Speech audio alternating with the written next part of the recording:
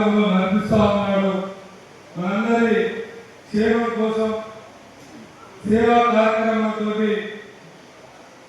పేద బడుగు బలహీన వర్గాల వరకు అనేక సేవా కార్యక్రమాలతో ముందుకు పోయి ఈనాడు మనందరి మధ్యలో ఏ మార్గంలో నడిచి ఈనాడు మనకు స్థానిక శాసనసభ్యులుగా మనందరికీ ఎన్నుకోబడినారు.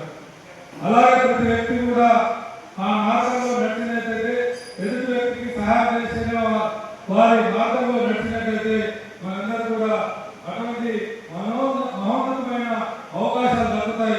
కాబట్టి మనందరం కూడా తోటి వ్యక్తికి సహాయపడే విధంగా ఆ ఏసు మార్గంలో ప్రయాణించాలని కోరుకుంటూ నాకు ఈ అవకాశం ఇచ్చినందుకు రాష్ట్ర ప్రభుత్వాలు అభినందిస్తున్నాను. క్రైస్తవుల పట్ల వారు చూపినటువంటి ప్రేమ అభిమానానికి నేను చూపిస్తాను.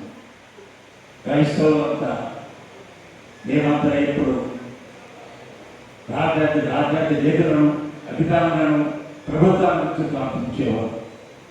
మేమంతా కోరుకునేది ఈనాటి శుభదినా మా తెలంగాణ రాష్ట్ర ప్రభుత్వం అధికారులు రాజ్యాన్ని నేతలందరూ ఇంకా ముందు మా యొక్క రాష్ట్రాన్ని శాఖలతో కాపాడుతున్నాడు కోరుకుంటూ ఇచ్చే సమయానికి నేను తెలియజేస్తున్నాను. Thank you. ఎంతో మంది ఆదర్శాలు వాళ్ళ యొక్క కోరిక నేను శాసనసభ్యులైన తప్ప ఇది నా సొంత నిర్ణయం కాలేదు. ఒక బియ్యాలు ఒక రాజకీయ నాయకులుగా రాలేదు, ఒక సేవాభావంతో వచ్చారు. ఆ సేవాభావం ఏసే ఆనందీక్షతోనే ఆయన యొక్క కృతజ్ఞతలతోనే ఆయన యొక్క అభిమానంతోనే నేను పనిచేస్తున్నాను.